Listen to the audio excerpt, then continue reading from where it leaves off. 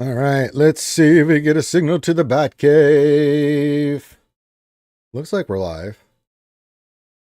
We now go through the verification process, and we are live. Hello and good morning, everybody, and welcome back to another edition of the Jedi Academy here on Reality Skewed Gamers, the show where we hang out with you wonderful and amazing folks here on a Saturday morning here in the United States of America. Throughout the rest of the world, wherever, what time it may be, whatever you may be doing. Maybe you're enjoying a nice breakfast right now. Maybe it's afternoon and you're just enjoying a nice cold, ice cold Budweiser. Or maybe it's in the evening and you're hitting the hard stuff. It doesn't matter. We're glad to have you guys here on the Jedi Academy, the Q&A show for Star Wars Galaxy of Heroes, a mobile game brought to you by Capital Games. Plan Ranger Day 1999, the aforementioned, and glad to have you guys here on February 24th. And I hope everyone's having a good weekend. If you're new to this stream, this is a pretty straightforward stream. I open up a Zoom call, invite any content creators that are available to come on here, and other guests, and we are here to answer your questions. How does that work? Well, it's pretty simple. If you have a question that you want to pose to myself or anybody else on the panel, all you got to do is put the word question for your actual question, comment, and or statement, and we will get that scooped up and read out loud and give you the best answer and or response that we can give.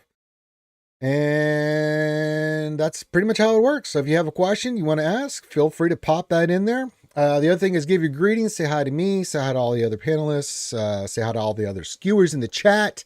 And then last but not least, hit the thumbs up, subscribe if you're hanging out, and it'll help out tremendously. Either my chat's not working. Let me refresh this. No, I don't want to pop out my goddamn. Oh, YouTube, man. Gives me the vapes. Oh, there we go. Stupid. Good morning to Red Devil. Swarty Swevin says, good morning, Ranger. Good morning, Swarty Swevin. And oh, Desi Jingle, snarf, snarf. Snarf, snarf. Joining us on a Saturday morning. Very nice. And thanks to Desi. The reason I didn't have a stream yesterday is because we went and watched the new Demon Slayer. It was amazing. We had a blast. It was awesome.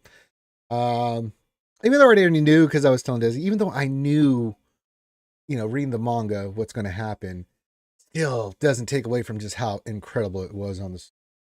And watching anime on a big screen is, it's an enjoyable experience, let me tell you.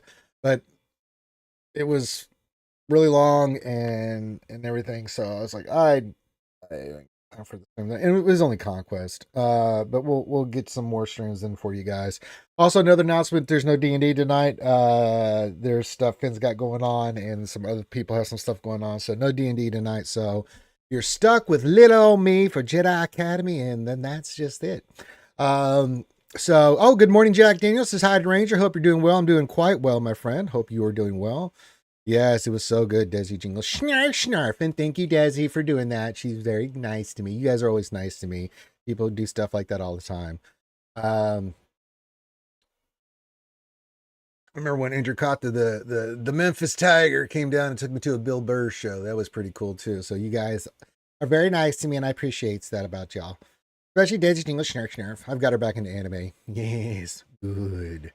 What else? 3 says, good morning, happy Saturday. It sounds like you had fun. Good for you. Yeah, it was nice. I mean, this is the first Friday that I've actually just taken off from streaming in forever. I know I didn't stream during MegaCon, but that was us doing stuff, right? For, the ACS and everything we were doing. But yeah, it was nice. I mean, I was going to stream, but by the time we get done streaming, we're going to have the whole ass of the movie. And like, you know what? I'm just going to take Friday off. Why so serious? It says, hello there. Hello there. Depressed Swamp says, happy delicious Saturday, skewers. Oh yes, delicious indeed. Hello. Yes, delicious. That's right. So hit the thumbs up, subscribe, all that stuff. Again, if you want to see me do a morning shoey, all you got to do is just go to the description of the video, go to the PayPal, make sure you go clink clink. And I will do morning shoeys. You guys, for $11, you can see me drink drink out of Desi Jingle Snarf's beautiful shoe with Foster's. It goes toward the new video card that I need. So if you'd like to donate toward that, Well, please do. Pretty cool, yeah. Cool. Jesus Dominguez says, good afternoon, Ranger. Hey, what's going on with you, fool? What are you doing, you crazy vato? What's up, Holmes? What are you doing, fool? You crazy, man. What are you doing? You doing in chat, man? Crazy fool. All right. Good morning, good morning, good morning. Good morning, everybody. Yeah, it's a slow week. It's Conquest, and there's been a lot going on in the game. We got the Gungan stuff happening and everything like that. So yeah, so get your questions in, bitches, gripes, complaints, all that stuff. Again, shoeies are always appreciated. Make sure you hit the thumbs up, subscribe, and let's get this party started. I'm actually in the game right now, simming my places of power. It's all battle muse. Getting this stuff knocked out. So until we get the questions in and greetings, keep giving your greetings. Keep saying hi to everybody. We'll see what guests show up. They arrive precisely when they mean to. So we'll see who shows up. Whether it's Calvin or Karth or whoever shows up. Stark came on last week. So when they have time, they can come in on a Saturday morning. Because it's hard, they got family and stuff and things. And, they can be here, they can. If not, then that's okay too. Obi's Corner says, nice, still making videos for this game. Well, you try. Yeah, we try. We try to do the best we can there, Obi's Corner. Sometimes it's very angry videos, but nonetheless, we still put out content. So there you go. Oh, surprise thing. If you guys don't know, I've been doing One Punch Man, the strongest. I don't know how I pulled this crap off, but I got to the top 64 in arena, and I'm in the tournament now. I'm probably going to get my ass handed to me, but somehow I made it in the top. So pray for me, because I've seen some of the other accounts I'm going against, and it's not good. I'm going to get slaughtered. Total slaughter. I won't be left alive. So I'm going to go in there and do the best I can, but I'm going to get my ass kicked. Top 64 players in the world. I don't know what the fuck I'm doing up there, but apparently I've won so many matches that's like, hey, you made it to the top 64. I'm like, I was just doing my daily stuff. Can I please not get slaughtered? Oh, I'm automatically put in the damn thing. Okay, great. So, yeah. Neo Venom, what's going on? It says, the person wants a question. How many stacks have you dropped on One Punch? None.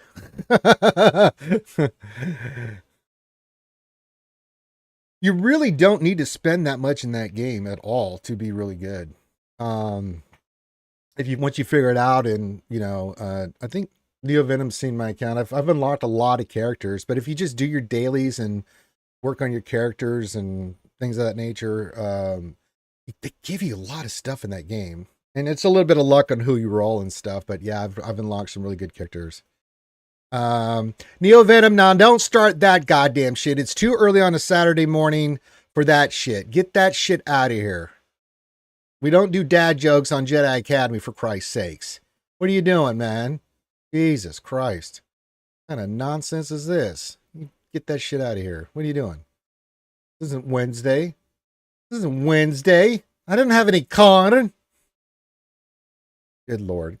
Gimme! What's going on? Says morning skewers. Good morning. Good morning, good morning, good morning. All right, just checking my stuff here in the game. I think we're good. Yeah, we're pretty. So yeah. So I don't know how long we'll go today on Jedi Academy. I mean, there is a lot going on, but there's no GAC and stuff like that. So it's a little bit slower week in the sense that we did have big news. We had the road ahead last Friday. We've had the debacle that is the gift giving. Oh my God, what a shit show. But outside of that, the new marquee event, how you guys feel about that? Pretty cool, I guess. I mean, a little bit more shards, gets you closer to 4. I did like that they gave 5 free shards, and anytime they give you free stuff, don't complain. They don't have to do that. So it's like, then you can do the fight and you can get some gear. I think it's really good for lower mid-tier players to get those kind of gears. It's just another way to give some stuff out. It's not a lot, but I mean, if you do it every day, it'll start adding up for the event. So that's better than nothing, and I think I kind of like the change on it. So yeah. Let's see here. What else? Anything sounds like a challenge, Desi. Oh, come on, guys. Don't do the dad jokes. I really don't want to start timing people out. Please, please, please don't. I'm in a very nice big high. I got to watch Demon Slayer yesterday. Somehow, some way, I'm actually doing good in One Punch Man. Come on, don't take this from me. You'll start doing dad jokes, man. I made you start drinking Foster's on purpose. Fucking hell.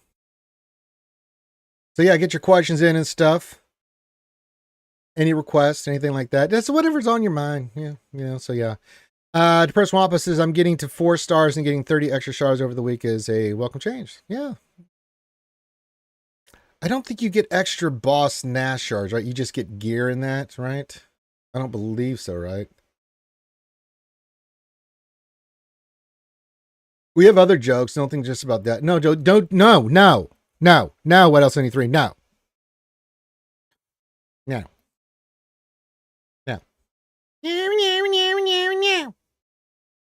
Stop it. What are you doing? Don't do that.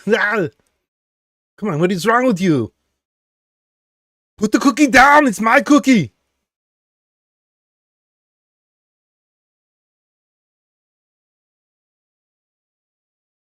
You son of a... No Finn jokes. No jokes, man. What's going on with you guys? You guys torture my ass on Wednesdays. So that's the deal. Pray I don't alter it any further.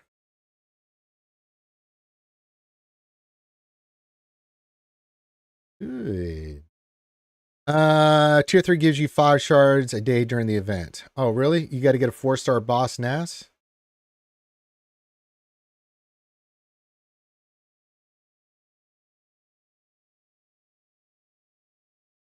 Well, how do you get... Oh, so you got to buy the pack. You get 5 boss shards a day. That's if you get to tier 3, right? 2 gamble packs? Oh, no. I don't want you to do that. Oh, gross. Oh, no. Do I have to do that? Oh, God. I don't want to do that. That's gross. Because we all know my luck with that shit. Oh, no. God, that seems like a waste of crystals.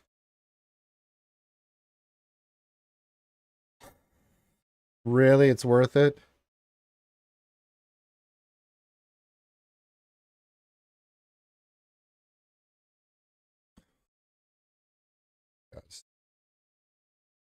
All right, let's check this out. Let me turn off the cam for a second here. Okay, let's go look at this real quick. I can't believe I'm doing this. Where's Linky? Where is Linky? All right, so I got to do 2 of the gun leader packs. Here's what you guys are saying. Well, I'm going to have to buy 2. I don't get... All I get are Swevins. Or probably 5, because the Illuminati hate me so much. Yeah, I mean, why so yes.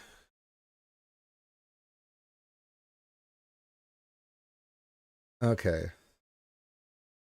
This better be worth it, guys. You know how much this... I fucking hate doing this. Oh. All right, let me get my 7. Yeah, I got the 5 from the web store, so yeah, I did that. All right. If it cuts down my time. Hey, look, everybody! I wowed a Swevin!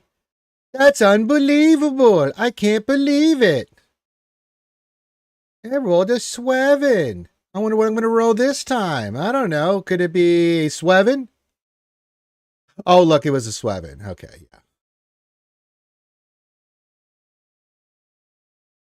yeah. I got the crystals. Why not? You guys like see me suffer, so... Schwevin. Schwevin. All right. All right. Now let's see what happens. Okay. I think I already did the event, so I have to wait till tomorrow. Oh, I mean, it gets me to 4 stars. If it's just less farm, I have to do in the long term, because I am going to go for these characters, so... It just hurt my soul, man! Jesus. Okay, we got to go to the event. Misa-like. All right. First time repeated rewards. 3 day. Okay, boss. Next 4 stars or above. Okay. Read this real quick. Okay. I love how they make you use their characters, not what you possibly have rolled. Because my Qui-Gon is a lot better than that Qui-Gon. Let's just put on auto and see how bad I get my ass kicked. Oh, they're going after the medical frigate. Oh, shit. Okay.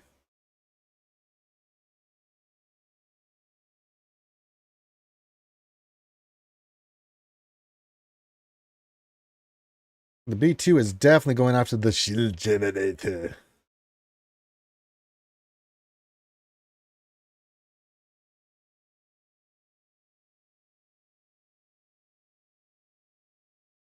He's put on auto. Okay. Looks like the shield generator is about to fall. It's fallen! And the game froze. Qui-Gon's about to die. Although I don't think the... Really? Just put on auto, huh? Maybe I need to gear up Boss Nass.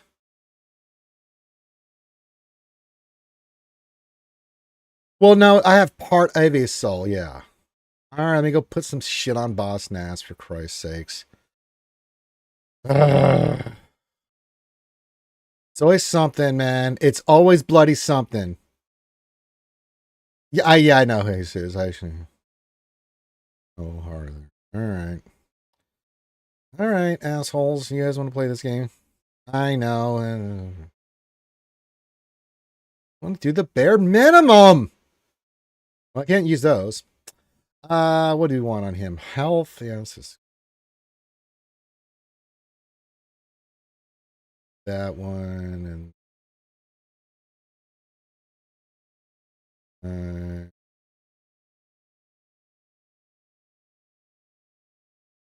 sure. Sure.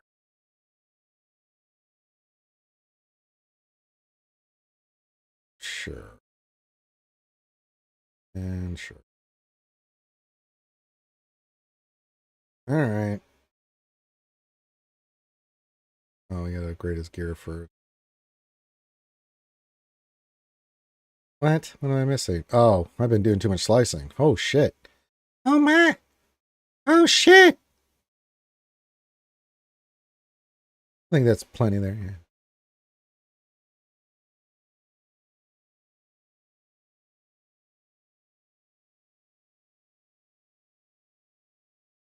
All right, there's no car techs here. I don't see any. Okay. Where are you, car techs? I know you're... Ah, there they are. That's where we're going to stop. All right. Yeah, we put a lot of protection on there. I've been too hard about it.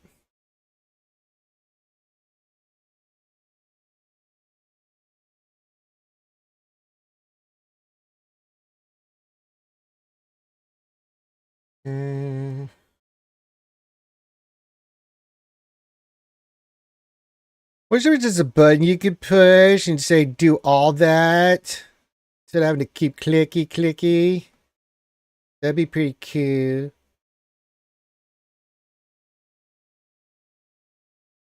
That'd be pretty dope.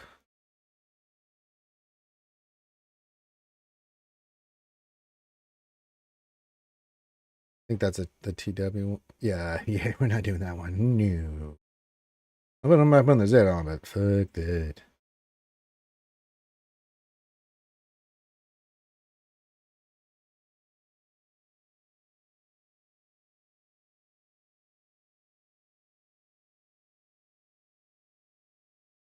Okay.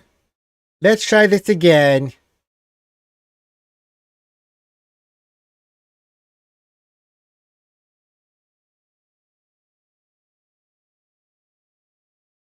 Okie dokie.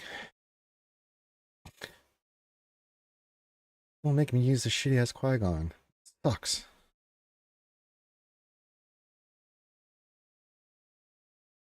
I just picked 6. Yeah, Mike. I just picked 6. Like, mm-hmm. Oh, that seems better. Oh, okay. Hey, BT, why don't you go lick a crack? Why don't you knock that off? You think you are? What, you think you're some kind of Jedi attacking me?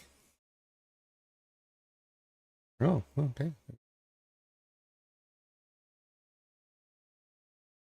Hey, we got 10 Bosch, Nard, Shads, and 2 and 2. Okay, cool. We got 10 Boshy Schnarsh. Then with weight, and then tier 5 requires a 5-star, then a 6-star. Okay. There you go. Okay, cool. Very nice. Very nice. I mean, he's coming along. He's coming along. Even though we got Swevens. 14 out of 65. Hey, man. Hey, man. Hey, man. I'll take it, man. I'll take it. Okay. And okay, that's good enough for that. Let's get back to my beautiful self. There we go. Ha ha! Hey, ho ho. See, only on RSG can you see me and then see the game, then see me, then see the game. Actually, everyone can do that. That's strange. Just throwing that out there. All right, get your questions in. Rowdy49, yes, yes. Gear, it's not to try. I'm going to work on it anyway.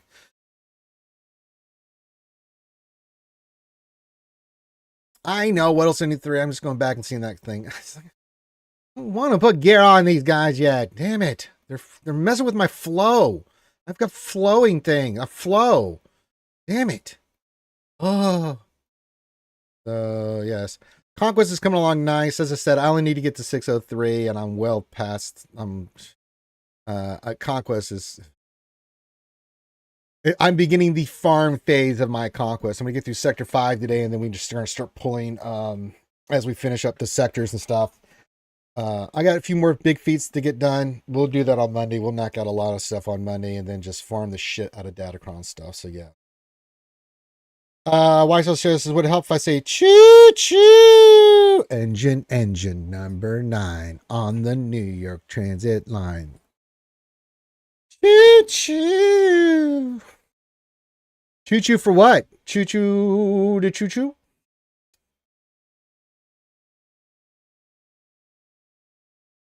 Run them train on them tracks? Well, I'm doing any kind of choo chooing as if I'm drinking chewies. Usually you guys don't make me do shoeys on our site anymore. Although I've had breakfast shoeys in the past. I don't want to say that. Like, I've never had breakfast shoeys. So I'm just chilling like a villain.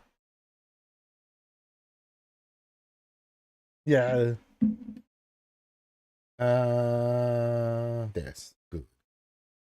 Choo choo. Well, I mean, you can still become a choo choo again there, why so serious? Yeah. But yeah, I just got to get through Sector 5 today. That'll put me in the 400 something range for burritos, and then it's just knocking out the rest of these feats, cleaning up, and then just farming the shit out of stuff. I'm already doing my big pulls for impulse detector, and already started farming Chirotex. Or not Chirotex, impulse detectors, and I did some signal data, and then yeah, just stuff for Datacrons. And that's pretty much just my cache conquest, you know, and I'm already rolling in. See, do I have enough for the next 8? I do. Let's see what we get. I rolled crit day. Okay. Well, all right. I don't need this at 9. There's really no point. So I did that one. That's an Empire one. We need to do a light side one. See if we can get us a turret. But yeah. I've got a ton of them now. So we got a lot of base. I need to do just Treasure Node 4 and Conquest. I just need the stuff.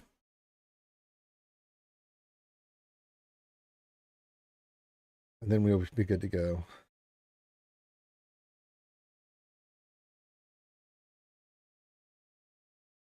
We get to like 20 something. I mean, that's really all you need.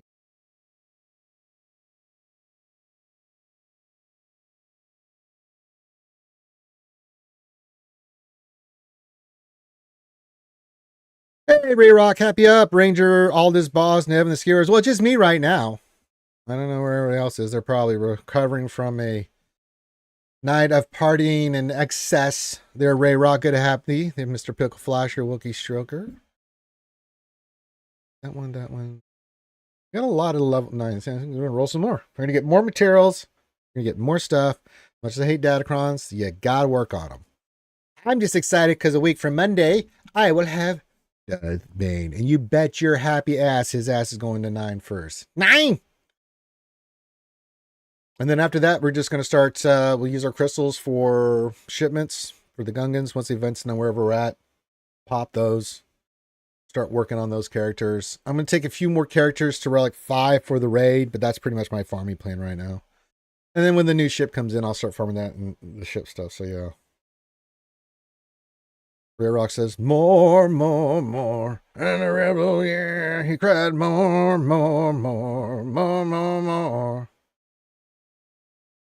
But yeah, get your questions in. Hit the thumbs up. Subscribe. Chewies. Questions. Thumbs up. Chewies. Questions. More questions. Coffee. More coffee. Well, I mean, whatever it is, get you going in the morning,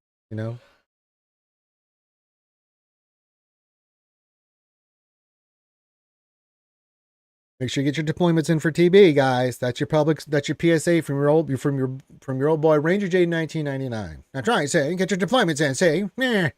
The GP in. Say, meh. Ray Rock. Oh, what's this night? I'm just looking to fight. Rowdy, I said hi to Jesus, the artist formerly known as the Engineer. We said hi to Jack Daniels. Mr. Mike Colby said hi to. Make sure I said hi to everybody. Oh, we did have a question from Kim. I missed it. I'm sorry. I was busy getting Swevins. Serious, where's the Jedi Cal event? It's way too late, but they keep pushing the Bo event. Listen, Kim, I already ranted about this. I don't know. I don't understand it. We talked about this on the Wednesday stream. Like, okay, the whole gift giving thing really ran, but then it's like, wait a minute, where the hell is Jedi Cal? Coming up we're just at the 4-month mark. I wouldn't have a problem with releases like this if you kind of gave us I'm not even talking a specific date. Just give the player community a little bit. Just talk to a CG. Just say, hey, get ready for the Cal event. It's coming up in a week or two. I don't know what's so hard about that. I mean, you get all these people working their ass off for Bo because it's Zepho. It's been open. They need I don't understand the concept, right? You want people to progress and you do these zones and stuff, but then you delay them being able to do it with the character that they need to do it. It's asinine, and I've given up trying to. If you're asking me to explain insanity from CG, I can't do it because it doesn't make sense to me as a logical person, and a communicator. I don't understand that reasoning. I don't get it. Kim, I wish I had a good answer for you. Hopefully this week it comes out. I wouldn't hold my breath, brah. But we'll see. Maybe we'll be pleasantly surprised. But I have no earthly idea. Well, they keep bringing Bo back every month for a zone that's coming up that's going to be in TB that we know we're going to need it for. We don't have the details because they're not ready for the details yet. But then we've had one that's out that we need Cal for to go do that. Me.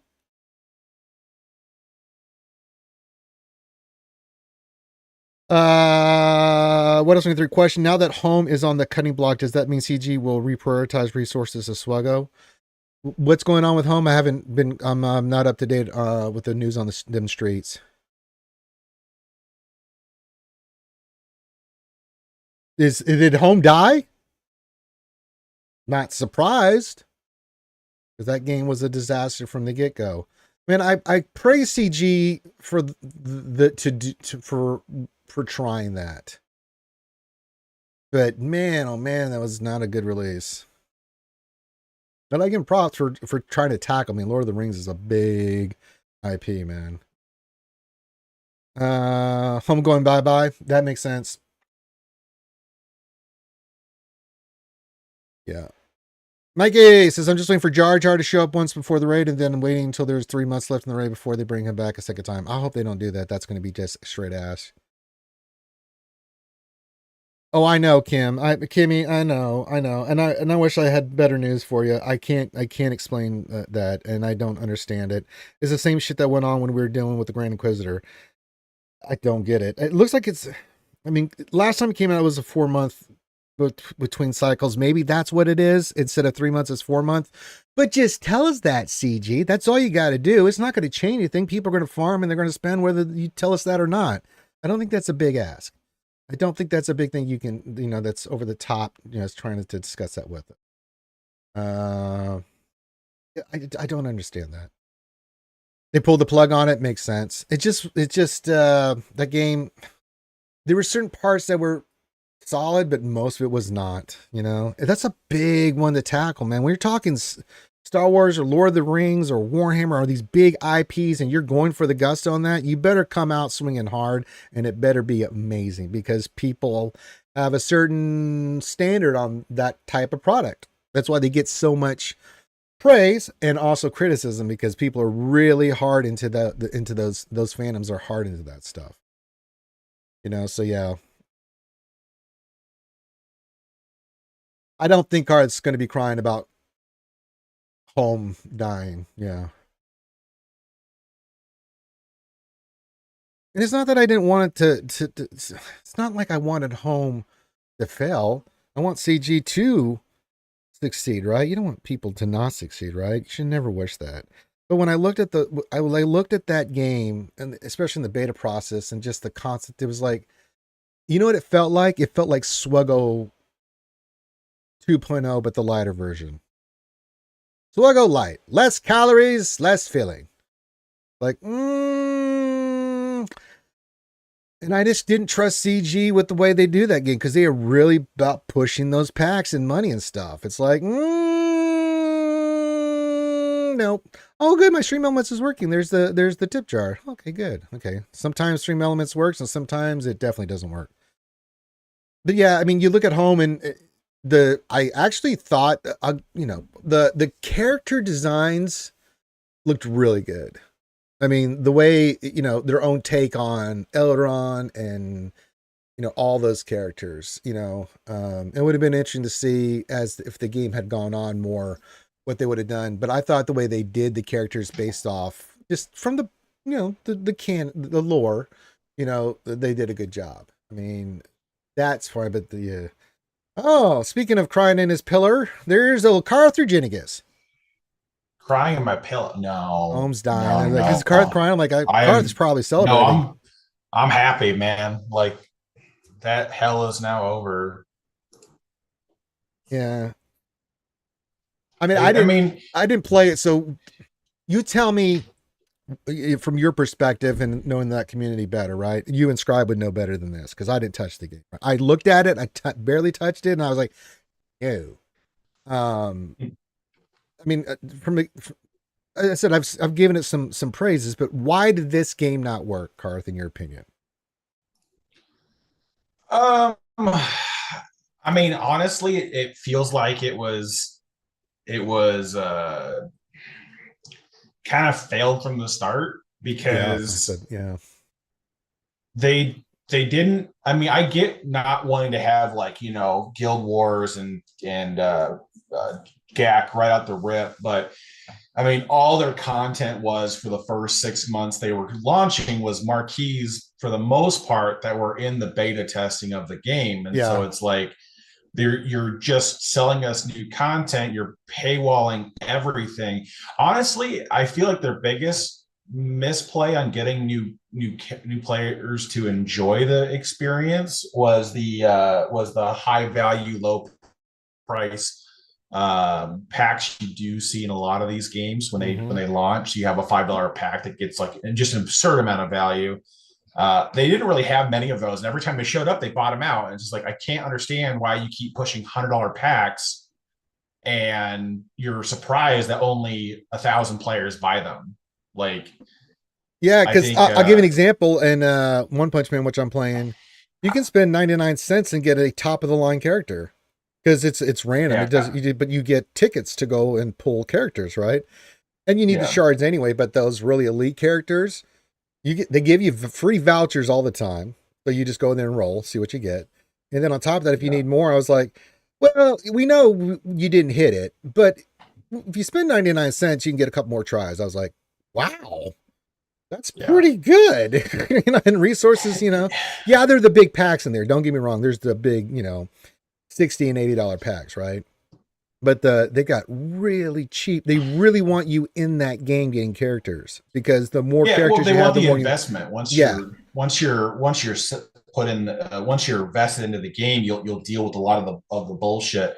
But I mean, it's like you look at like the figures for January alone, which was January was kind of the start of the like what the hell is happening.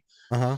But like in January, homemade, I believe they had like 10,000 downloads, and they made like I think 100,000 ish dollars Ew. for the month, Ew. where SWGOH had like 100,000 download, or no, that's probably too high. I think it was like 30,000 new downloads, but they made like 8 million.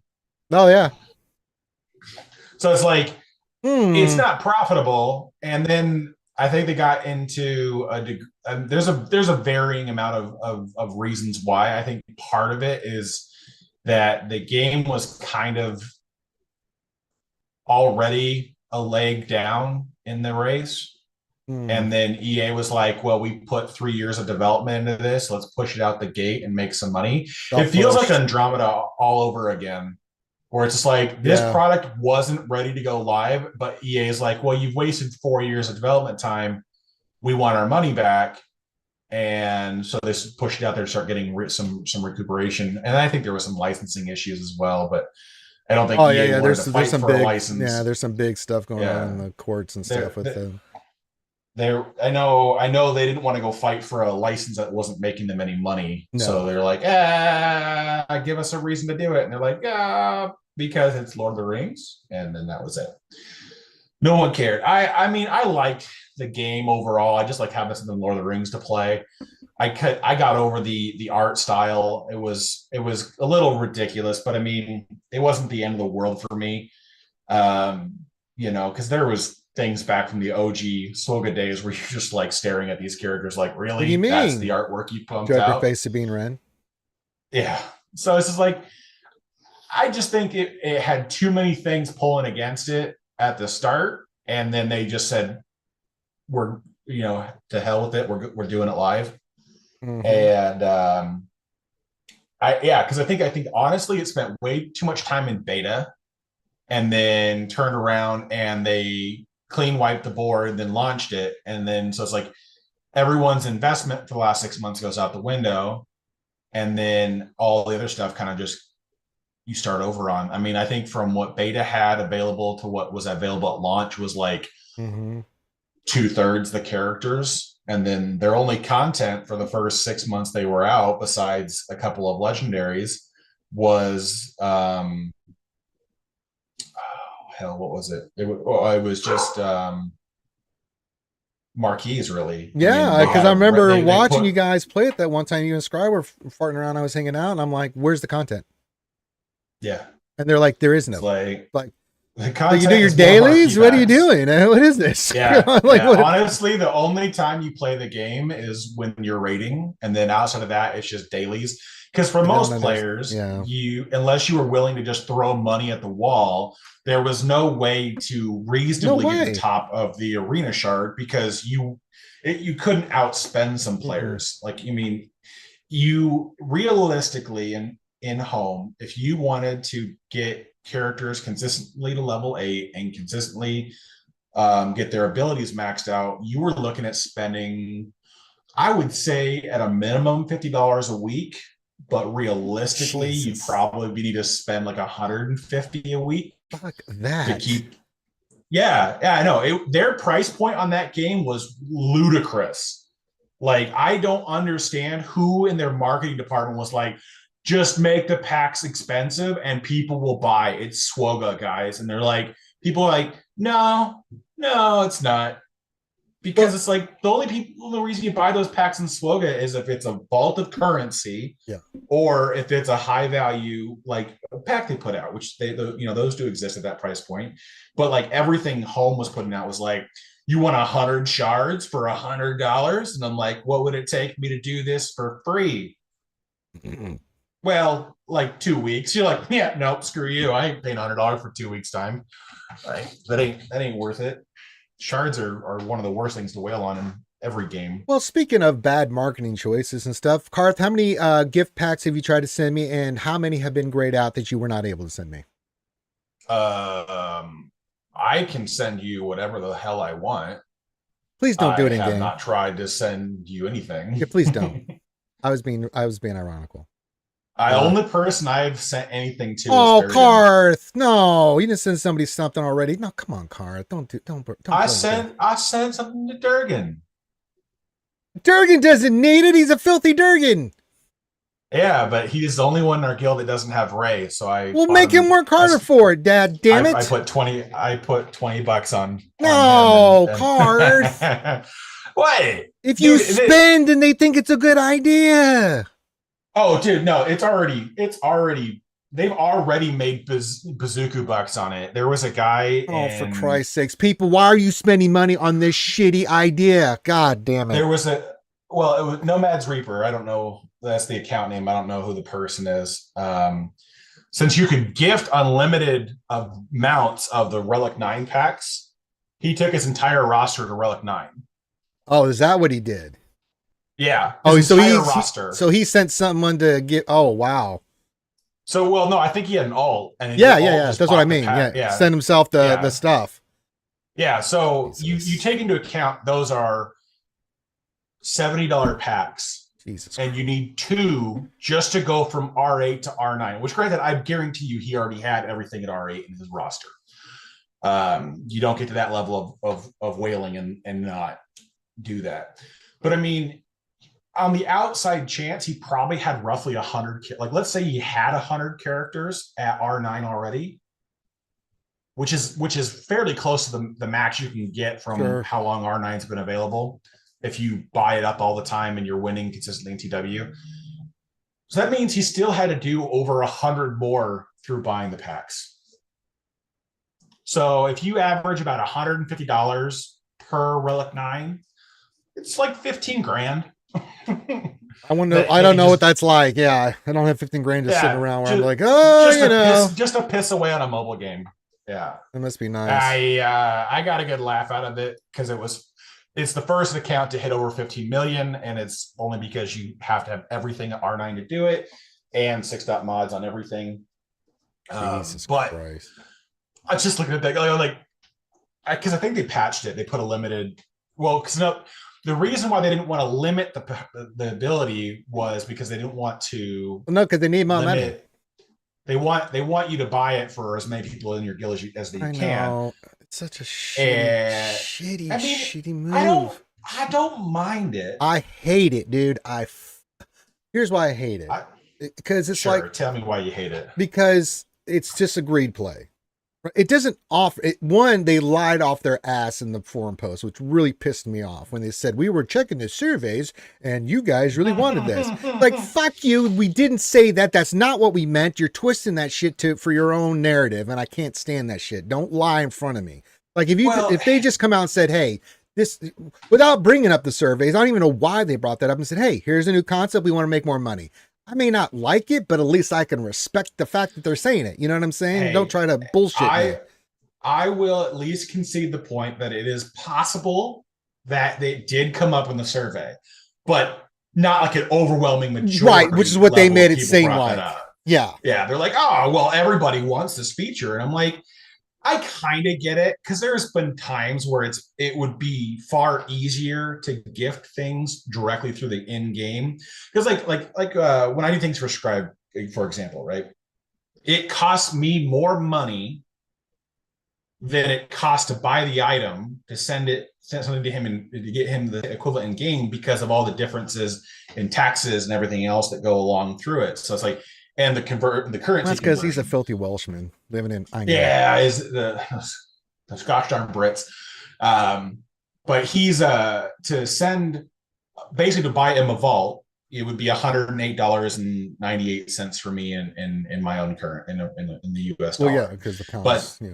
But to send it to him, I have to send like $120 just for the conversion rate to get to $100 in the Great Britain pound, because they're like a dollar and a half, like a dollar and something to the American dollar.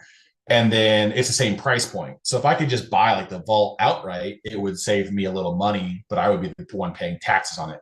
I think that's also part of the reason why they want to do some of that stuff, is to get more sales localized. But again, the short of it is that, is it a feature that we needed? No. No. Is it, can I live with it? Sure. It doesn't impact me. I'm Well, it probably doesn't never going to impact use me, it but beyond the one time I did. it's just annoys me, man. Just because here's the other thing too. This could have even been, if they wanted to be smart about it, not only two things that they could have done to make this more palatable to us, right? One, why are we limited to guildies? How about friends? You have the ally list. Why don't we do something with that shit? You know, just throwing it out there. Part two. Maybe You know, part two's coming. Okay, good. And then the other thing is, like, if you're going to have packs in there, fine. But why don't you allow us to get the shit that we asked for in the survey, which is to give people chirotex and things of that nature that we have access to help our guildies out more than just buying them packs, right? Yeah. And the third thing is, what the fuck are you doing putting those light speed bundles in there for only that? That is the most ridiculous thing I have ever seen. Those are one of the best packs in the game, and they only did it because they needed to make the gift giving thing, you know, seem sexy, you know? But but just a total bonehead move, man. I can't tell you how many forum posts, Reddit posts, Facebook posts I've seen when people are like, I can't get the Lightspeed bundle, but I am willing to PayPal you the money. Yeah. If you join my guild and give it to me. Yeah. Like, it's almost going to be the point where like whales can start making money by spending money. I'm like, you know what? I'll pimp my services out. All right, pimp yourself, brother. I'll take a $10 transaction fee on top of whatever it costs to buy the shit. Yep. How many people want to join a guild? Yeah. How much crack do you need, buddy? Like, we got everything. We got all kinds of good drugs over here. Yeah, I mean, but it's out of all the things that we needed. No, it's not even remotely close to the list. But I mean, oh well. And that one pack in there, that $14.99 Omicron pack, I'm like, go to oh, dude, what an absolute joke. Some of those packs are just like, just god awful. Get Zetas. You're like, no. It's one. But it's like, honestly, the Boss Nass marquee, which is phenomenal for how they're doing it. Yeah, I mean, see, the problem with stuff that they do like this, it takes away from the good stuff that they're doing. I always say this about CG. Over here, they do some good stuff, and you're just like, wow, that's really awesome. Thank you. Quality of life or whatever they do, right? And then they always seem to step on their dick over here at the same time, where it's like, it's so bad that you can't concentrate so much on the good stuff. Yeah, it's like the bad stuff's so bad. They make a delicious ciabatta bun that's just golden toasted, crispy, buttery, smooth, crunchy. And then they put a turd in the middle of it. I know, man. You're like, why? Why did you do this? Because this is a bad idea. Yeah, I gave that analogy a long time ago. It's like CG does this thing where they make this beautiful meal, the best crystal, the best silverware.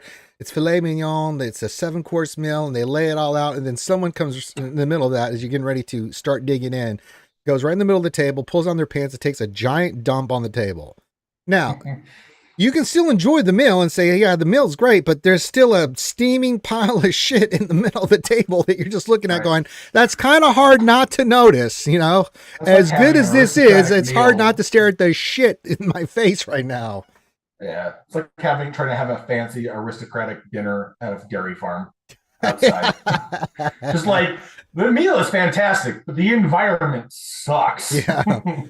The ambiance was poor. Oh my god. Yeah, no, but it's just things like that. But like if the boss, now I'll tell you what, the reason why the boss NAS is as favorable as it is, and if they keep this up with all the Gungans, I'll be relatively. I will be relatively surprised and pleased. Yes. Is because I guarantee you, within a month of the last Gungan marquee, Jar Jar comes to the game. Mm-hmm.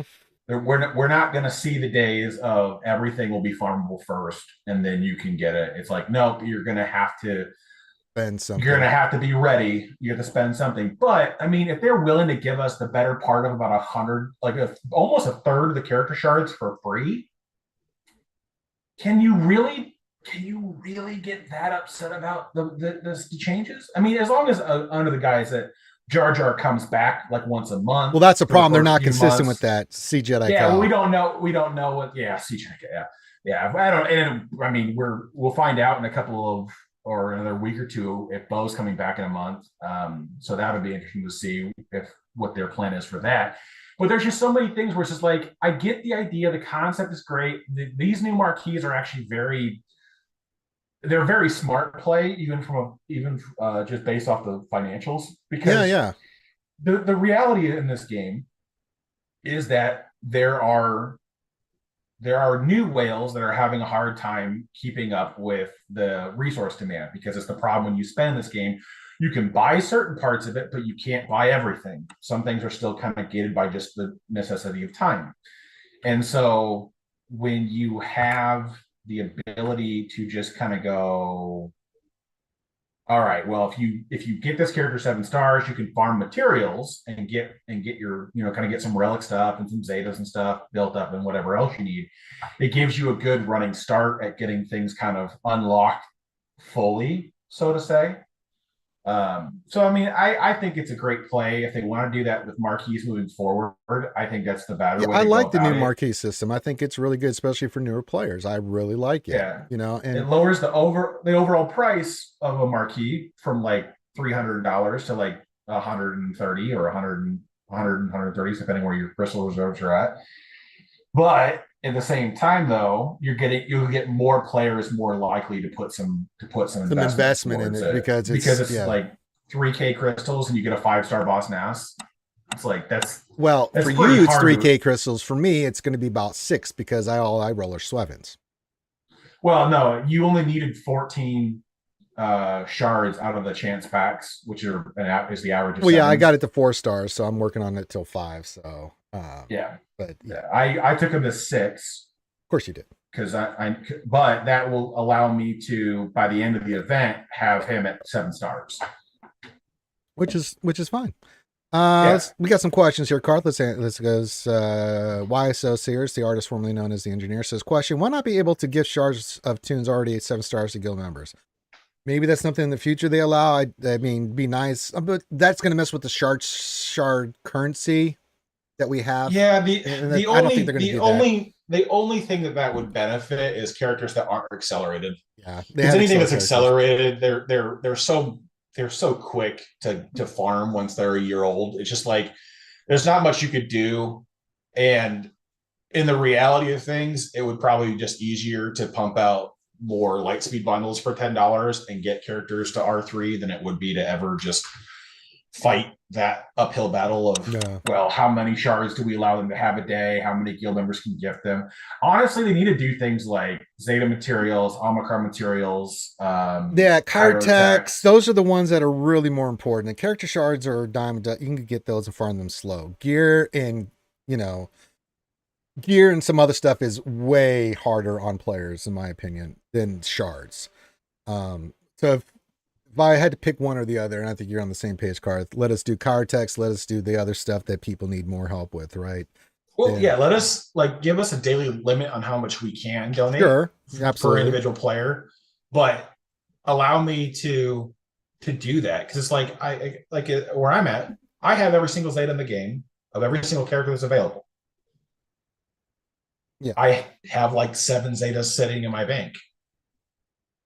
It's if somebody needed one for I don't know, a Bo-Katan or a GL, they needed a couple Zetas, I wouldn't mind throwing them at them because I don't need them anymore. Yeah. Besides what they release. And so it's I kind of get to the point where I'm I get where it would benefit players to be able to do that kind of stuff, because then it benefits people to be in guilds more than just the raid. But I think CG's afraid because that's where the rubber meets the road. That's their economy wall that they want to put up there. Zetas and Omicrons they're still single data Chirotechs. Those are the ones that are really slowing people down. They're giant paywalls, and they like to have those existing in the game. So I feel like that's going to be a hard selling point to them unless they either a trivialize the need for Kyrotech and then they'll do it, or b they add a new Gear gear piece, that then yeah. becomes the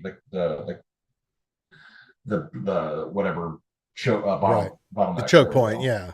Yeah. All right, Raymond the Mad question. What was the reason the game changer structure was canceled? Was it because of Arnold? Not No. because of Arnold. It was a combination of okay, so one of the big things with the game changer program that it wasn't all the game changers, and I don't have all the specifics, so this is secondhand. This is hearsay just from talking to people that were in that at the time, knowing all the content creators, and not talking to Arnold. There was some tension there between Arnold and CG, but the Game Changer program was canceled because one, there was leaks going, right? And two, from my understanding, and I could be wrong, but from the information I was given is that there were people that were part of the Game Changer. What they were doing is that they were taking the information and using it as part of their Patreon to get the heads up for their Patreons and or guilds to have an idea what was coming out, and they were making money off of it. And so not only were they leaking, right, but they were making profit off of that, as far as I understand. And that was when they got rid of the Game Changer. So yeah. I mean, there's some other factors there. And then there's stuff in the background that I don't know, right? Because I wasn't part of the Game Changers. I became part of the beta program afterwards, but yeah. So Yeah, well, and the thing is too is that the Game Changer was an EA run program, yeah, so it was another layer of mess inside of there yeah, that they didn't really want. Because I know from what I've heard is that was a big push for them to wanting to change how that was set up, because EA is the one that was made the contacts, was ones pushing things out. And so it's like sometimes they like we kind of had with the Boss Nass TikTok thing, right? That came out before the kit did. And it was like, oh, it's in game now. It's like, okay, well, that's one of those points where EA marketing is ahead of Capital Games release. And so that's just it becomes a rub when you have things outside of your control, when people are, I mean, because Google's done it how many times to them? yeah, They did it with Star Killer, they did it with a couple others, like unlock Mara Jade. She hasn't even announced yet. Like, it's like it just becomes a problematic thing when things get pushed ahead of schedule or whatever else. It's like they wanted to bring more of that in house as well, yeah. for the Game Changer program. The beta program got shithoused because of the obvious The leak. massive Datacron leak that it was multiple eviscerated leaks. all trust. Yeah. So yeah, but that's just the way it is. I mean, every beta program I've been a part of, there's always been leaks. You just can't stop it, especially when you're asking people to do something for free, right? And it's human nature, man. I mean, it's a hard thing to curtail. Skywalker Vader question, gentlemen, do you see Relic 10 this year? Thanks, from our good Canadian Vulcan friend up there with all the other mushroom people in Nova Scotia. It's possible, but it's going to cause a shitstorm because Relic 9 is still so bloody hard to get right now. I mean, Relic 9 is still a big, giant choke point. Most people, Relic 9's as a pipe dream. And then they're going to have to change that drastically if they want to go Relic 10, which they could. If they're going to announce Relic 10, as I said, if they're going to go Relic 10, Karth, as long as they change the dynamics of how easy it is to get to Relic 9 and 8, then I'm okay with it. I'm not happy about it, but I can deal with it. But if they just leave it as is and say, oh, by the way, here's Relic 10, I'm going to be like, mm-mm. I mean, they really do need to at some point address the issues of like, hey, we need to make droid brains and Gerdas more accessible, especially if they're going to require them again for R10. But at some point, we need another form of progression on characters. What I know that's not what everybody wants to hear, but at some point it has to happen, because that's just the way it is. So is that like we get to Relic 10 and then we start doing a new thing entirely, or do we just kind of, because I think that's where the problem, they've kind of designed themselves into a hole when it comes to relic levels. Yeah. Because R9 was basically like, hey, tanks get a really big push going to R9.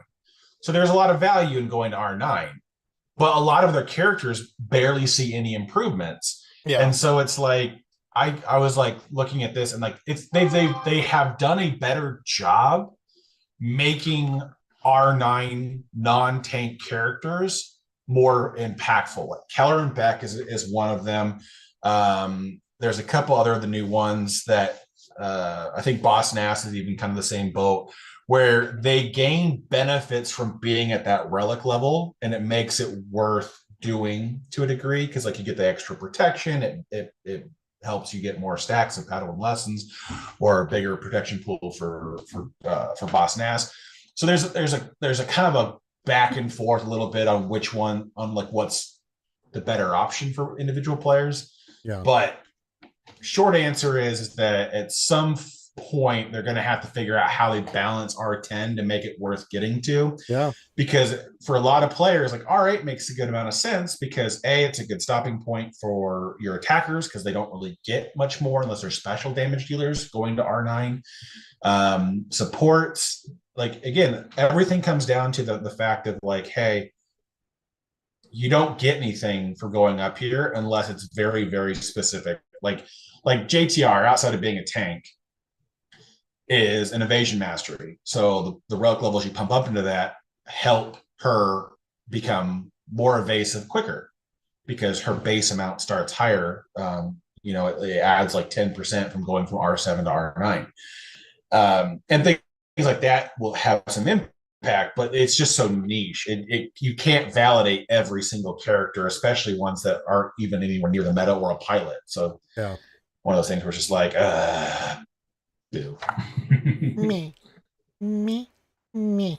All right, next question. With the news of the raid using Amidala and Gungans, are you guys still taking Bane Relic 9 and all 3 Omnis? You bet your sweet ass I am.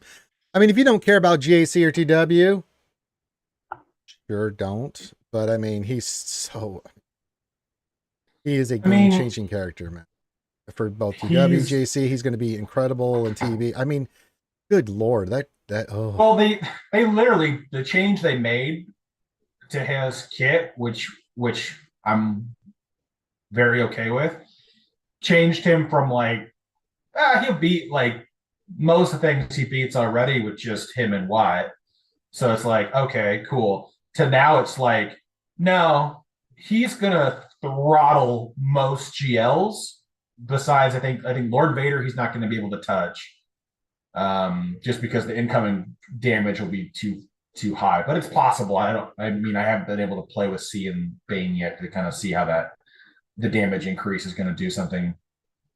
But yeah, there's just that duo is going to do so much. And the thing is too, in the reality of it is that Bane doesn't need to be R9 unless you really want to just max that out for kicks and giggles sake. Yeah.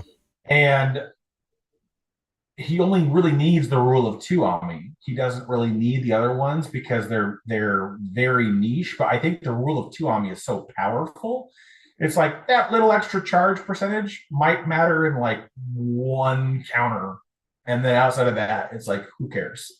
I'm just looking forward to see Bane like duoing Jabba. Mm-hmm.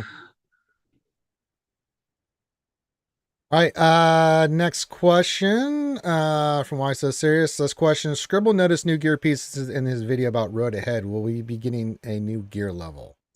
Oh, they were just different animation. They were just a different icon for the same gear. So it's not new. It's just different.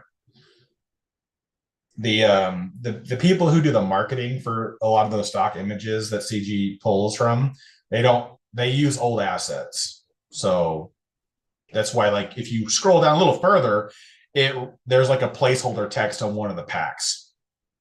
Yeah, like, I think they're just placeholders. I don't think we're getting new gear because when they do stuff like that, it's like, yeah, it's finished. Well, the gear that appeared to be new was the finisher gear for Gear 12. So that's not new gear. That's the gear that already exists. So yeah, I don't think I don't see it, and I blame Finn. There you go. Yeah, Finn sucks. Question: did Welrick get his cheeks clapped in current galactic challenges? No. In the Phoenix one right now, I'm not having too much difficulty. I know it's the Inquisitorios. It's literally the epitome. If you don't have Captain Rex, you lose. Yeah. Like you can't win without Captain Rex. But I mean, like Nathaniel, I have all of my Phoenix at R8 except for I think Ezra. So I don't think I struggled. And my mods are fairly decent on that team still. So yeah. I mean, I'm doing it right now, but I'm getting slaughtered. It is Inquisitors. But I it's mean, like my alt one with just basically Kanan, Hera, and Captain Rex. I lost Chopper and Sabine like right off the rip. yeah, this is I have to figure it out. I guess it's possible. I mean, my character is a relic 8. I think Sabine's only relic 3. I think that's pretty key. I think you don't want to, I think they get so much turn meter and stuff. Let's see here.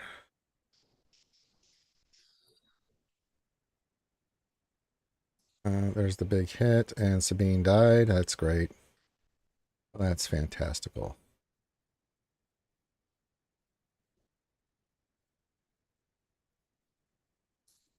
Well, Exactly. we're doing it.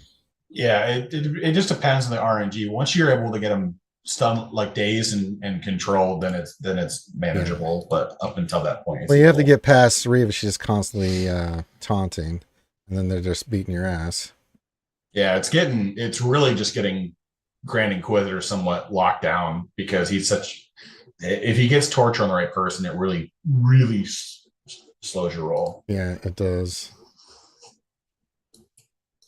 All right, so get your questions in. Don't cleanse, it gives Inquisitor's turn meter. Only when you cleanse Purge, but yes, they are correct. Yay, I got Reva out. Screw you, But Reva. if you have Captain Rex daze them all, yeah, then it doesn't matter. They don't gain turn meter. just putting that out there. And if you can kill Poopy Pants McGee Grand Inquisitor, it seems to be going pretty well. They don't have to all survive, right? You just have to beat it, right? You just win with Phoenix, yeah. You don't have to survive with Phoenix. Yeah, so far, yeah. Once you get ahead of it and get them dazed, they don't get the turn meter. Yeah, then you can usually just run laps around them.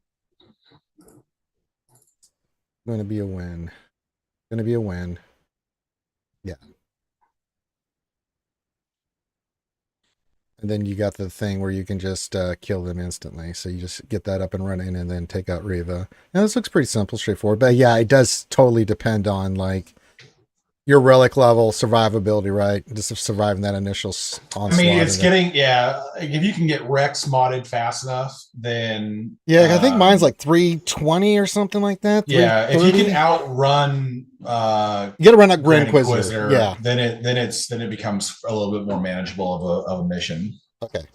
Boss, who's a live wire, says question: do you think CG is going to fix the gifting bugs before the light side bundles go away? Because I really wanted to get the EP pack so I could get my Phoenix All Relic 3, or will they extend it? I have no idea, dude.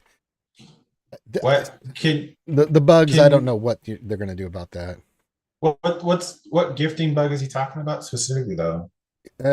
So like either it's grayed out because you're not qualified, or you try to give it to somebody, or I can't remember with all the bugs. There's a whole list of it in there because they made a post about it and people have been bitching it. I mean, they've been really hardcore going crazy about that. Well, a lot of people are just complaining because now they want the thing. Yeah, which I get. Like, don't get me wrong, I understand. Yeah, but no idea on that, boss. I have no clue. Just watch the forums. I mean, there's a lot of bugs and shit with this right now. My guess is that at the absolute worst of it is that they will have the pack circle back again. But I mean, like, come on, if those Lightspeed bundles don't show up on May the 4th, they're high. So like, they're at the worst of it, they'll be back in about 6 weeks. I think you can live with crappy Phoenix for another 6 weeks. And blame Finn.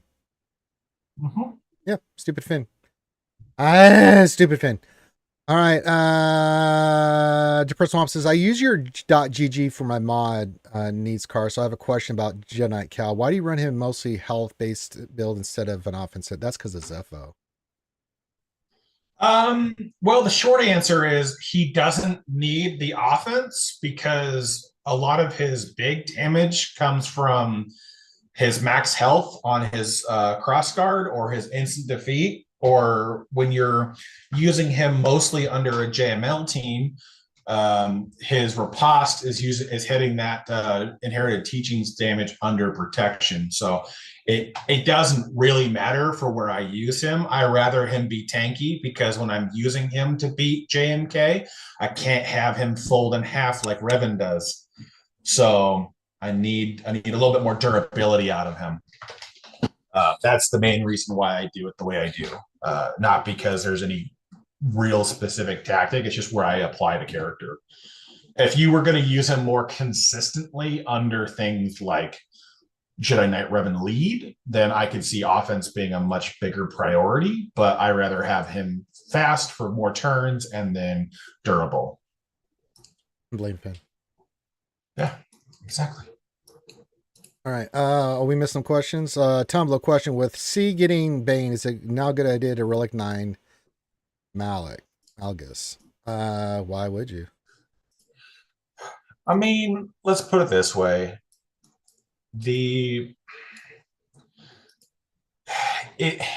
Malgus is a character that benefits from R9, not because he's just a tank, but because he does his big hit is based off of he deals true damage based off his max health. So there is an incentive to have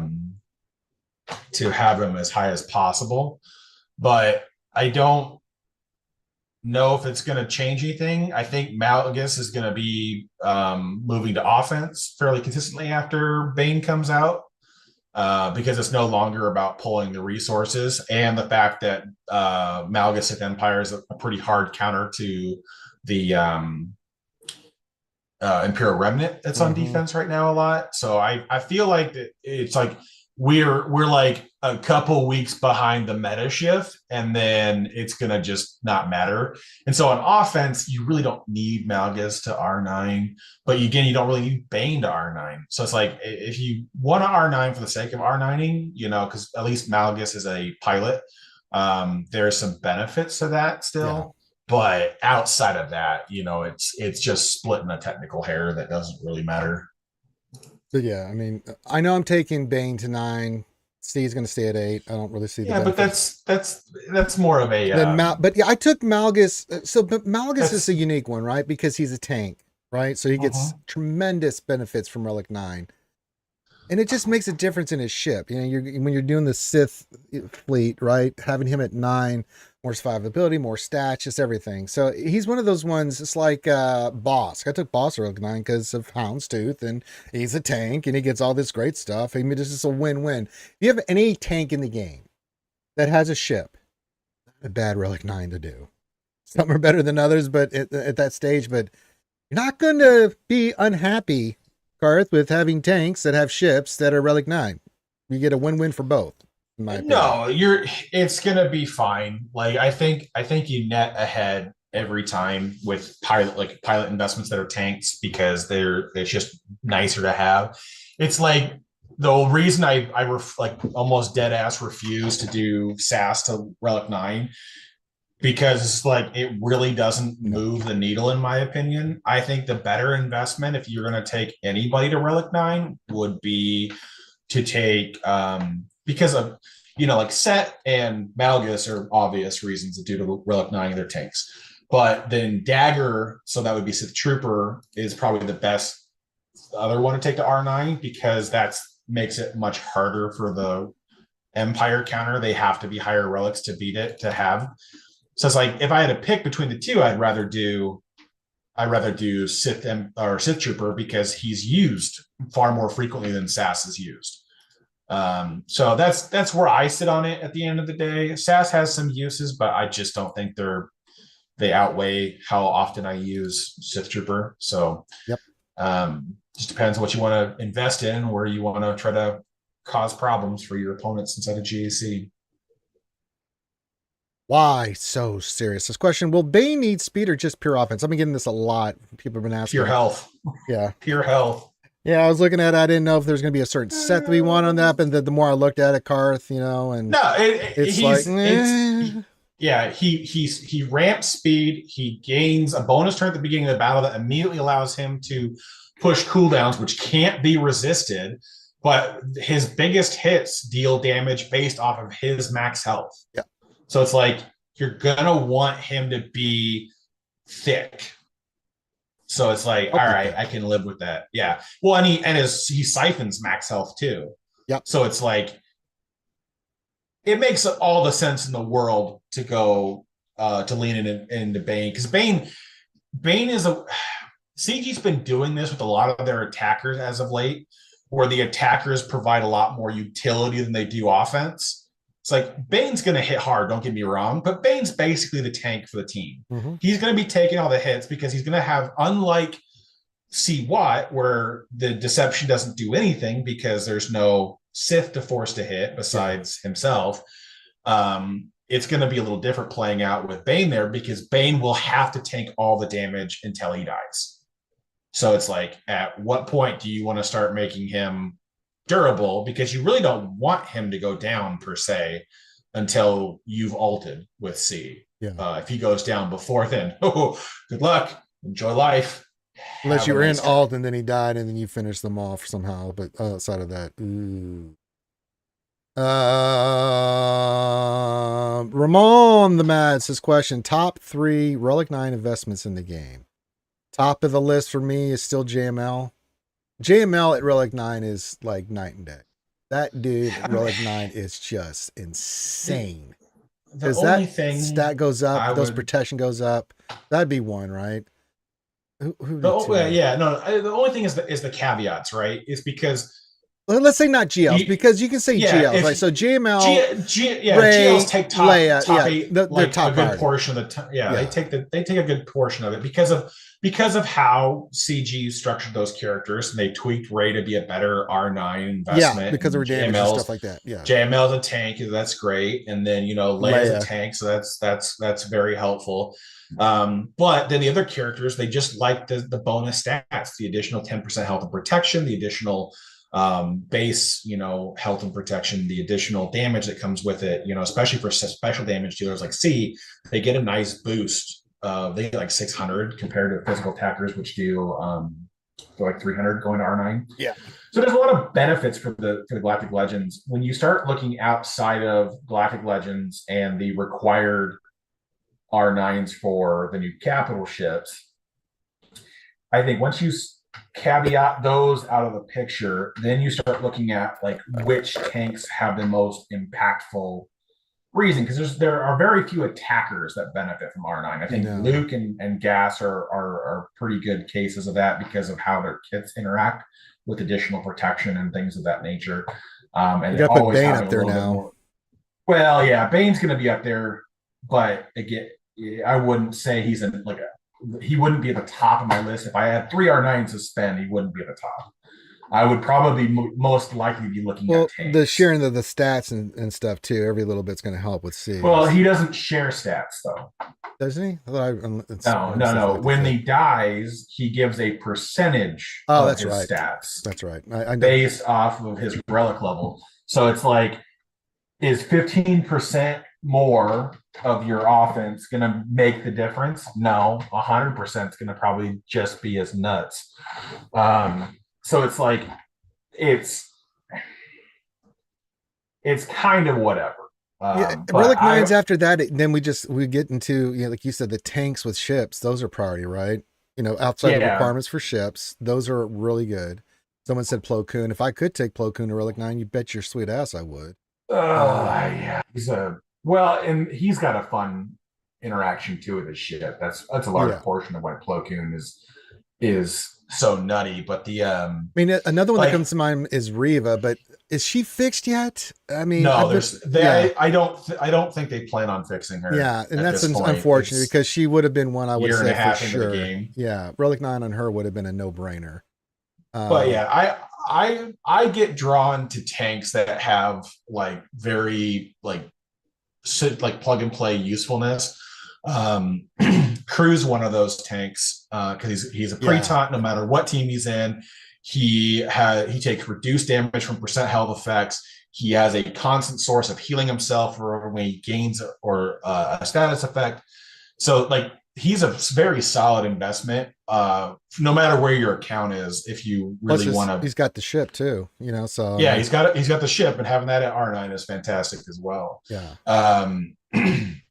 I would almost say JTR, but I think JTR is more of a luxury just because she is a pain in the ass at 9. Between 8 and 9 she is so annoying. Man. It works if you have Ray. If you don't have Ray, it's kind of a lost cause. It's moot. You don't need it. Yeah. But if you do get Ray with Ben and her, and she starts getting that buff, it's like, oh my god. R9 across the board, all three of them is annoying as hell. And that's one of the reasons why with the Star Killer, remember we used to say, yeah, you don't need that third Omicron. And I was like, oh yes, you do need that third Omicron because you're going to be dealing with JTR, especially in 5. So you're going to need that because he's the only one that's going to be able to get that damage in and debuff her to take her out. If not, then you're just going to be sitting there spinning your wheels and enjoy the timeout because that's what's going to happen. No shit. Yeah, she doesn't. Yeah, Reva is bugged, Desi. Jingle snarf snarf. She just doesn't. I don't know why. Yeah, L3 is another good one for the same reason. Yeah, L3 is good. A solid pre-taunting tank that has a lot of ways to just keep sustaining. I'll tell you one that's really super annoying on like an Iden team and stuff is a Relic 9 Shore Trooper. Jesus. Oh yeah, dude. Christ. Like his stats are so nutty for that level. It's just like, oh, okay, well, I guess I can't kill this man. He keeps healing.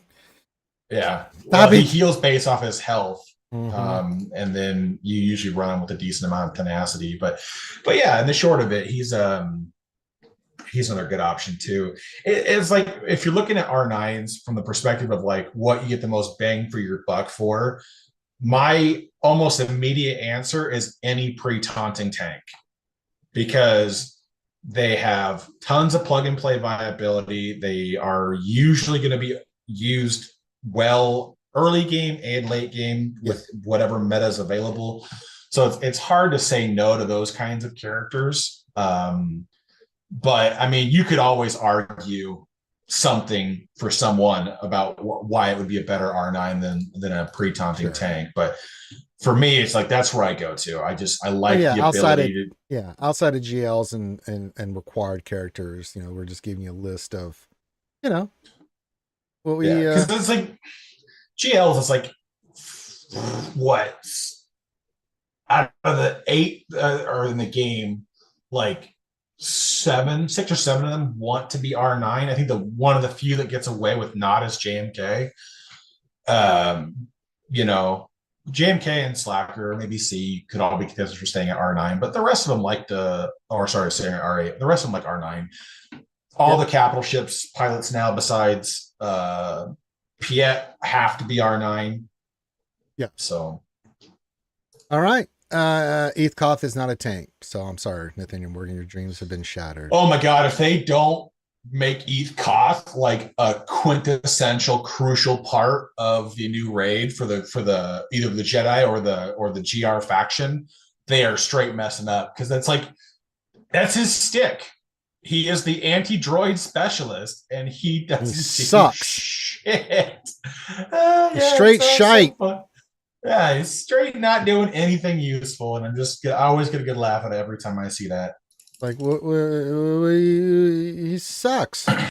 Well, Shock T supporting, she kicks that ass.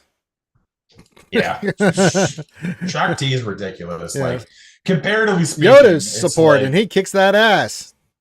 All we're asking for is a little ass kickery. I mean, all I'm asking for is like either give him an Omicron or give him like use the time to do a little like if everyone's gonna have to start investing into this character for the raid, like give him a little love. Yeah. Make him not so shitty. But all right, he sucks. He's ass. He is not good. Richard Marcello question. Hey gents, hey buddy, what's going on? Hey gang. Because I heard you talk about an issue with Relic 9 Reva. What's that about? You want to break down the math thingies here? Oh, 'Cause, it's the short thing on it Yeah, the is quick that even though it shows in the game that she's gaining the tank stats, when you actually apply the relic 9, you don't get the same health and protection boost that you should get going to R9. Mhm. So it was a problem initially with Reba when they released her, because when they released her back in the Dizzy, her initial kit reveal had her as an attacker. And they probably somewhere down the line changed her to a tank instead, because they needed, it was who got dropped, right? Night Sister got dropped. You need a tank now for the team. So they changed it, but they never went back and changed how her relics worked. And for whatever reason, they still don't want to go back and change that. And I blame Finn. So yeah. So until they fix that, I don't think it's worth the R9 unless you're taking her to R9 for TV missions, which most people aren't going to need to do or worry about that. I blame him. All right. Cup of Support says 173, and well, never mind. That's right. I mean, all right. Get your questions in. Hit the thumbs up, subscribe, all that good stuff. If you'd like to help me with my video card, just drop a Swevin into the Morning Shoey Fund. I'm trying to get a new video card so I can expand my streaming and gaming stuff. So if you'd like to do that, feel free. Let me know. Just make sure you go clink, clink in the tip jar in this stream. Just go clink, clink, and that will verify my pain and suffering. But outside of that, just get your questions in. Anything that's on the board, anything that's on your mind. You got me and Carthagenicus, me Welling Cannoneer. Har, pardon me, pirate crew. Har. Enjoying the Thirsty Thursday. You can be seeing Carth in our streams on Wednesdays and Saturday. Har, on a Thirsty Thursday. And then on Sundays, you can see him on Tribe Talks. Har, he be doing the talking. That's true. That's true. I do a lot of talking. He does. It's one of the things I'm best known for. That's right. Ask his wife. Maybe don't ask her. He won't shut the fuck up. Some days that is a problem. Hey, I got the bonus light side in this Datacron 755025. That's gonna be my chert one. Hello, I'm rolling you up today, buddy. Just like I got so much farming to do, man. Jesus, I got like plenty of crons, but it's like I got to get more. I need more Karth, and so you gotta spend gotta spend that shard shop currency farming up the bullshit for the data cache. That's the real choke. Oh yeah, that's what I do. That every time I get in the game. It's like give me the 500 and give me the mill. Give me the quiche. All right, Felix, what's going on? This question. Hey guys, late to the show. Felix is never late, nor is he early, Karth. He arrives precisely when he means to. So did anybody ask already if they can possibly make a GL for the new raid? Maybe Palpatine or SMTHLs with the Jar Jar requirement? They aren't possibly going to have a new GL. They already said that the Gungans are the featured faction, as well with the Galactic Republic they're going to introduce with Queen Amidala. So no, that is not happening, which tells us basically the first 6 months of this year is going to all be about pushing out this new raid. The back half will probably be a combination of at least one GL, which is standard, and or the journey guide ship, capital ship, which they might keep pushing the idea of the Phantom Menace into that capital ship. We don't really know. But there's they're not going to do a GL for the raid. That's part of the reason why we're seeing the Gungan release being so player friendly, because they're going to have to shove this out the door on a very, very tight schedule. They got basically like 8.5 weeks. Tumblo, question. Do you agree with Zareth R.E. Plo Koon? I have no idea what you're referencing there, Tumblo. You know what he's talking about there, Carthagenicus? Yeah, it's because it makes Plo Koon faster than the Executor, which then allows you to use a very specific You meant counter. like 9 Plo Koon. Okay. It says Either RE. way. Yeah. Okay. Either way, it's the point is Yeah. you have them fast to outrun the executor, which allows you to do a different team comp for that you can use against the negotiator versus the executor, which beats the triple attacker lineup. But it's a really heavy investment for a lot of players, and so it's just like, maybe. Me. It's not a bad idea. Don't get me wrong, but I just I couldn't recommend it to people who don't want to put that kind of money into it. The next question, from Depressed Wampakarth, how do you feel about home being sunset? Ecstatic. That's how I feel. It is like a burden has been lifted from me, because that game was so incredibly taxing to play for the last 3 months with no real sight of moving forward on it.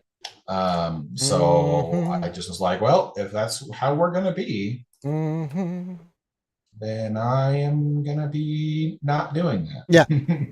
More money for getting gifts that you can't give to me in game because it's bugged. That's right. We need my money. Nathaniel Morgan, question, did Karth get max box and raid yet? You're pretty close, aren't you? I don't think he really tries hard. I see you at 15, 16 million, but I don't think he I really still goes. need, well, I'm 8. I think my last run was 18.3, which is, I think, still a million below. So Yeah. I would need to get one more R8 run in, maybe two more R8 runs in. Yeah. And I would have it, but I don't care. It's time to start transitioning. I mean, sorta. They're bringing that raid fast, man. You said 5 months to me here recently. I was like, you think 5 months? God bless you, Karth. You're such a sweetheart. I mean, come on. The math says it's going to be the end of June for the raid. No way. They're bringing that shit in May. They're going to rush that shit. No, it's not going to. It can't. It physically can't. You cannot get Amidala out fast enough. She's going to be in the March, April, and May releases. Okay, end of May. So and the May conquest is at the end of May. So it's like there's no way it releases. Now Jar Jar is going to be dropping her nuts within a couple of weeks of the last Gungan becoming available. But there is no way Amidala gets out, because I mean, with the current release schedule, if they do a marquee every 2 weeks, we got 2 months just waiting for the 4 Gungans. So, do that, Matt. And then we got the 2 new GR characters that are going to release after that. And then on top of that, since Amidala is going to be a character for the raid, it's not launching until she's in the game. That's true. I didn't think about that. So I just felt the need for greed that was coming from CG. The way the math shakes loose is that it makes the most sense for the raid to show up at the end of June. Now, just as a reminder, Karth, you and I both used this logic when it came to bullet bits in the ass. I mean, there is no way they release the raid with characters that are required for it not even available in the game. That's true. Like, we hope not, right? The way they did Bo, I don't love it, but if the mantra moving forward with legendary characters or epic concentrations, however they want to label these characters, is as follows, which is basically, we are going to bring the character back once a month, basically for the first 4 to 6 months of the release, and then we'll cycle it out for 3 months at a time or whatever, or just release it every month for a year until it goes permanently into the event. I'm okay with that, because it starts to fall into the same idea of the GLs, right? Where the GLs are like, yeah, it sucks that they released them so early, but it doesn't impact players who aren't going to farm certain things, and it kind of rewards the whales. I'm okay with that mentality, because it's like a GL is like you can get as soon as you want. So if you want to wait until everything's shipment farmable and go get it, that's fine. If you want to wait until it's all hard node farmable, that's fine. You can do that, but it's not going to impact the rate at which you would have unlocked the character. Where it's like if they do what they do with Bo, but they don't bring it back every month, then that's absolutely just a trash way to do it, because it's like the only way you're going to get this is if you throw money at the wall. and people aren't going to do that. It's just like you're asking them to spend hundreds of dollars to get a character, and they're just not going to, to get multiple characters. And so they're not going to do that. And so if they want to do it back when they bring it back month after month, then I'm more okay with a rushed legendary release schedule where the characters get in the game faster, and then the people who whale get a little bit of a season or so of GAC advantage, and then the rest of the community can kind of start getting caught up on that. So if that's how they want to do it, that's fine. But that needs to be how they do it, not just being shitty to everybody and be like, oh yeah, by the way. I'm trying to say. All right. Next question. Why fix Leia getting ultimate in the raid if she doesn't have it when the new raid is right around the corner? If only 2 or 3 rated player would benefit from that. It's not right around the corner, guys. Like, the new raid is still like the better part of 5 months out. Like, it needs to be fixed because people are abusing the mechanic. It's a bug that should have been fixed a long time ago, to be honest with you. So it's a whatever thing. It's not really going to change what's going on, but it needed to be fixed. So there you go. What else went through right? They would never release an event without having access to all the characters for it. Nathaniel Morgan, Amidala Conquest ends Monday. Raid starts Tuesday. Yes, that's right. That's the way they do it. Oh man, that's why I'm saying May, baby.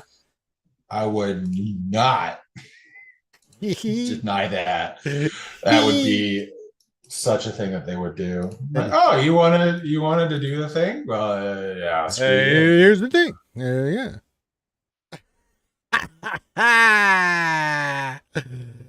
All right. So get your final questions in. We're going to stop in about 10 minutes because I've got to go get my ass slaughtered. For some reason, Karth, I don't know how I pulled this off, but I made the top 64 in the One Punch Man battle arena. That terrifies me in so many ways. So I'm going to go in there and give the old college try. I'll let you guys know how it is. I'll tell you how much of a beating against the Wells I'm about to take. So we'll see what happens. But it's a NCAA. Some reason I qualified as a 64th team or something there, Karth. I don't know how this worked. I won the playing game or some shit. I don't know how Egg picked me. I just got that message like, congratulations, you're in the top 64 for this. I'm like, huh? What? I don't want to be here. I don't want to be I just did my dailies and climbed and did very well. I didn't know I had to go in there and get my ass handed to me. Thanks a lot. I was like, oh boy. Oh God! Come on, that's the way. That's the total slaughtered. Total slaughtered. I will give it the old college try. I try to represent Archie Desi Guild in there as best I can. Felix question: how important is the new bow? Not taking DC in account. Does it make sense to farm her in the 7 to 9 million range, or she's more like Afra? Oh no, she's much better than Afra. She's much better than Afra because she's more usable in Afra, but it depends on what your roster needs. Because I would still feel that Starkiller is still hands down the best character they've released like this. Out of that, she's better than Afra because she's usable all around all the time. She's very powerful. She adds a lot to the team. I was telling people, even without the Datacron, she was kicking the shit out of GLs.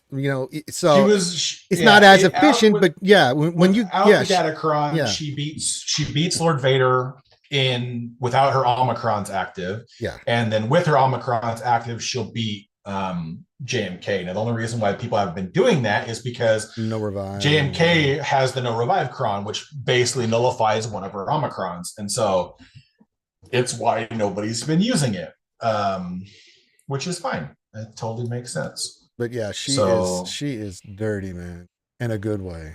Oh, she's so dirty. Yeah, she's a very powerful character. She can end up like 1v1ing a GL with her offensive output. So yeah, she gets so angry. God, she gets so angry. She's like gas. You start taking out her homie, she's like, what? Oh, hell no. And then the gingivitis kicks in, and then she just starts stomping that. Because I remember when I first watched that, I'm like, oh, you're losing characters. What is Bo? She seems angry. Oh my God, she's slaughtering everybody in one hit, and she won't stop. Oh my God, she's wiping out the team. It's like, I must have her. She will be mine. Oh, yes, she will be mine. Oh my God. Oh, Yeah, my she's sweet. a very good character. So good. So good. So great. She's so good. But again, it's one of those things where it's like I have a hard time going like, yeah, you totally have to have. No, That's you not the don't. case. Like, She's a luxury. She's not a necessity. You know, I mean, it's not a bad farm to do. Like if you get like 3 or 4 GLs, get Star Killer first. But in between those GL farms, if you want to go for Bo to get her as that other team, they just give you some flexibility. Then I'd say, yeah, go for it. But if you're a newer player, man, stick to the basics. Stick to those teams that we know. You know, I mean, you need GLs. You need certain meta fleets. Go for that first. But once you get, you know, I said 3 or 4 GLs, you got your roster rocking and rolling, then you go get Star Killer, go get another GL. Then it's like, hey, you know, Bo.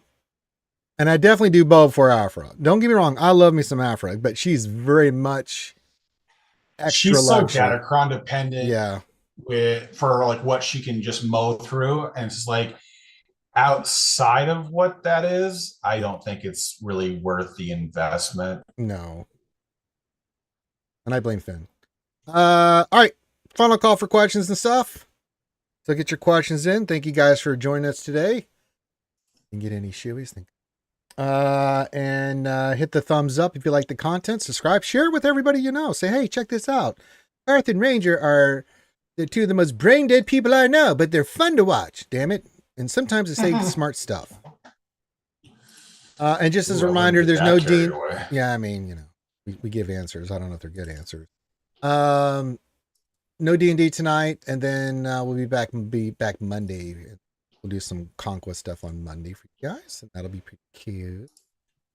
Depressed Swamp says, I'm going for Bo as my Lord Vader counter. My bounty hunters are not up to snuff. Yeah, one or the two. But I Bo as a counter to Lord Vader is much more reliable because of Datacrons than, say, and don't get me wrong, Card knows how much I love beating the shit out of Vader teams with Fennec, but Datacrons just really made that so much harder. There's certain circumstances where you can do it, but it's much more difficult with bounty hunters. Even in 5s, it's still much more difficult with the way Datacrons are set up to use. Like in a 1v1 fight, I don't care who they have, but Fennec will go kick the shit out of it. If you got the right mods and stuff, we'll kick the shit out of Lord Vader. But if they have Datacrons, which a lot of times they do, that goes out the door because it much more favors the GL than it does a team like the bounty hunter. Now, Bo's much more powerful. Her kit is more self-contained, and the bonuses there don't really give a shit about certain Datacrons. Some will counter, like, you know, the JMK one, but for the most part, once that drops off, it's like, Bo, go kick the shit out of JMK and enjoy yourself. Or go kick the shit out of Lord Schmader. But yeah, it's not a bad team to have, but again, it's a luxury. You have to be in a certain spot to have Bo.